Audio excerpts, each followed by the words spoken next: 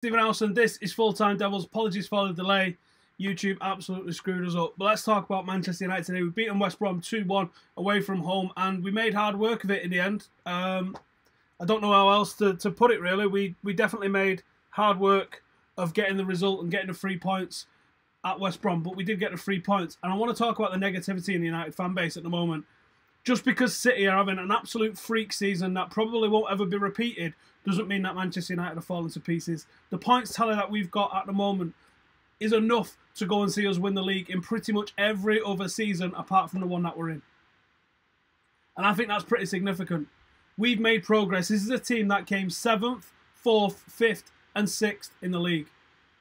Yes, I thought we was going to mount a title challenge. I thought the signings that we had was going to be enough. Didn't envisage losing Paul Pogba would have the effect that it had on the team. And also we had a complete lack of reinforcements and replacements at the same sort of time as well. No Michael Carrick, no Fellaini. Didn't think Herrera would be so affected by his contract talk. But you know what? We're second in the league and we are grinding out results. People saying that Jose Mourinho's playing negative football all the time. He's not. He tried to win the game at Anfield and he tried to win the game at Old Trafford against Manchester City by having a certain amount of tactical nous. It didn't pay off, right? That doesn't mean that the end result is what he was after. He didn't go, let's try and lose or let's try and get 0-0. Go back and look at the comments that he made from the draw at Anfield. He was waiting for Klopp to put on an attacking substitution and he didn't. And no one talks about the fact that Klopp didn't put on an attacking substitution. He put on defensive substitutions while United put on attacking ones. The perception of Jose Mourinho and Manchester United in the press this year is taking the absolute piss. It's not fair. It's absolutely not fair. If Manchester United are in such a crisis, then what the hell is the rest of the league? Where's Pochettino, where everyone was bringing up how great this guy is and how he's the next Fergie and how Harry Kane's the best striker in world football? The best striker in world football is languishing down in 7th behind Burnley.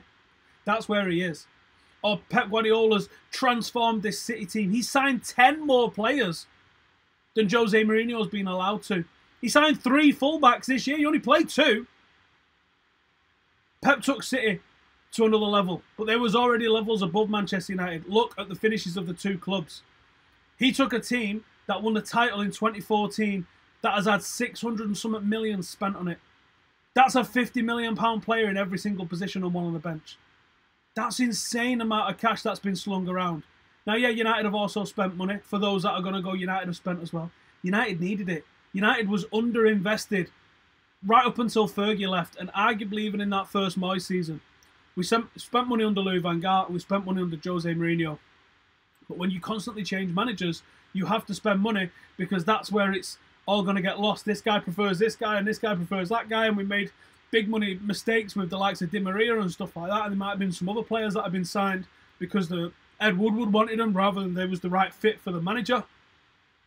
Manchester United are progressing, but to look at some of the entitled bullshit that comes from our fan base, you would think that we was in a relegation battle.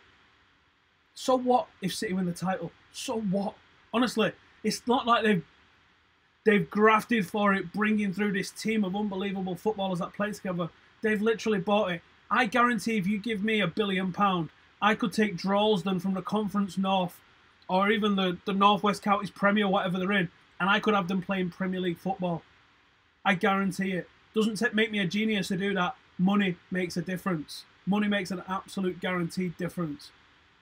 Now let's talk about the performance today, because there is something that I think it's worthy of getting upset about, and it's a thing on the pitch.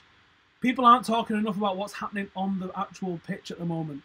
We're coping with everything that's going on without Bailly, who is our hands-down best defender, and without Paul Pogba, who is our hands-down best outfield player. And we're still doing it, and we're still getting results, and we're still putting numbers up. What I saw today, I saw in the derby, and I've seen it a couple of times this season as well. United are conceding goals from set pieces, which is schoolboy stuff. We haven't got anybody on the post. Why don't we have anybody on the post? That doesn't make a whole lot of sense to me, especially from last week when we scored 2 scrappy goals. You've got Lukaku, who was not signed for his defending corner abilities. He's at the front post again. He's not to blame for this one. There's a bit of a scrappy melee going on, and it goes in at the back post. If someone's standing there at the back post, they just pass it away. The same against City. The exact same against City. That's what's frustrating. I'd rather get more frustrated about simple schoolboy errors that I see as a problem in Manchester United's play than that stuff. I also don't like the fact that we're continuing to play 4-2-3-1. Now, that might be forced upon us because of the way that We've got no Fellaini, we've got no Carrick, we've got no Pogba. Now, a couple more of those being fit, you might see Manchester United play three-man midfield. Maybe McTominay could come in as a more permanent fixture. It looked pretty good again tonight. But I don't like the 4-2-3-1. I think it's really stifling in how you play, having two players in that position. Even if it's Paul Pogba, you're restricting because there's a number 10 in front of him that takes that space that he wants to occupy. I think 4-2-3-1 with one guy holding and two guys sort of going forward and doing the box-to-box job is a much more fluid formation. Someone in the comments says, I'm a red, but I'm starting to go and support City. Well, fuck off then. You're not wanted. Lukaku gets another goal and just gets criticised again. Jesse Lingard is now on the same amount of goals and assists this season as players that are perceived to be levels and levels above him, despite playing tons and tons of minutes less. I'm talking Sanchez, I'm talking Hazard, I'm talking Mane, I'm talking Firmino. There's players that are absolutely lauded over by Premier League fans. Just Lingard's on the same amount of goals and assists. It's about time that he started getting a bit of respect from Man United fan base. People saying that Lukaku's not scoring, he's upset with the fans. I'd be upset with the fans. We see some of the bollocks that fans are talking about him. Get behind the team and support him, or fuck off. Simple as that. That's what we're here for. We're here to support the team. If United don't win the league this season, so what? If you don't win the league next season, so what? If you don't win the season next season, the season after that, if we don't win the league for 10 years, so what? I'm still fucking there, and I'm still supporting us week in, week out, because that's what I do. And I think some people forget about that. We're here for this team as much as they're here for us. Through thick and through thin. That's what it's all about. So if you're fucking moaning about how it is at the moment, fuck off. Let's see what some of you guys are saying in the comments. We didn't have Pogba and we still won. What more do you idiots want? I'm really looking forward to Pogba coming back, but I'm definitely looking forward to seeing us try and evolve the formation a little bit. Gurav says, should we get back Andreas Pereira? I don't know what the crack is with Pereira. Here's what I think is going to happen in the winter. By all accounts, it looks like Luke Shaw's probably going to go, even though he had a fantastic performance. I understand why he didn't start tonight. A lot of people was saying, oh, he should have started. This is a guy that's been rushed back from injury in the past. Let's not make the same mistake with him again. But it does feel like he's going to be going. And it feels like Danny Rose is coming the other way. And it feels like Mkhitaryan's going. And it feels like Ozil's coming the other way. Now, if you bring in Rose for Shaw and Ozil for Mkhitaryan, I'm sorry, but that is not an obvious... Listen to the words I'm saying. Listen to the words I'm saying before you misquote me. I don't think that's an obvious upgrade or a change in the style of play. I think that's like for like and very, very similar in terms of level of ability. What Manchester United need, and we've seen that with the last two goals that Lukaku has scored, is someone who can consistently put crosses into the box on a regular basis. If we had somebody who can consistently put crosses into the box on a regular basis, Lukaku's going to score 50 goals this season. I don't know where you get that guy from, to be honest. People in the comments saying, Zlatan not used again, that is a worry. The word was last week that Zlatan, I think Jose actually said it in his press conference, Zlatan's struggling with pain in his knee still, which I guess is something that could happen. So he's struggling with pain in his knee. I guess that they're just managing him returning. I thought he'd play today. He didn't. I think he'll play over the next couple of weeks, though. No doubt whatsoever. Riyad Mahrez in January. That wouldn't be a bad shout, to be honest, mate. Yeah, because as much as I think Matt is an absolutely wonderful player, I think he's better played as a 10 rather than out wide. I think some genuine pace on that right-hand side, like a Mahrez, would be absolutely fantastic, yeah.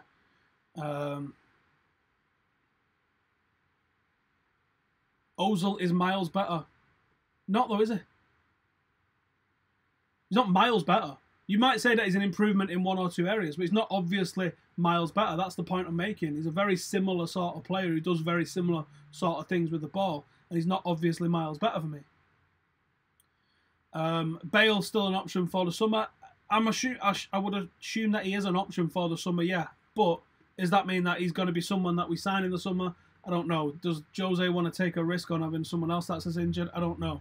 When he's fit, when he's on form, there's not many better than him in the world, but getting him fit and on form regular is tough to do, isn't it? Do I not think our style of play needs to change, says Amir? I do and I don't. I do because I think that fundamentally 4-2-3-1 is an old style formation that doesn't get the best out of these players that we've got.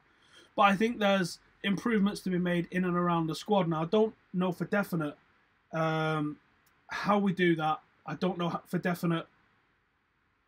Who comes in and changes that? By all accounts, Griezmann's in the comments. It sounds like he's going to Barcelona, so let's move on from him.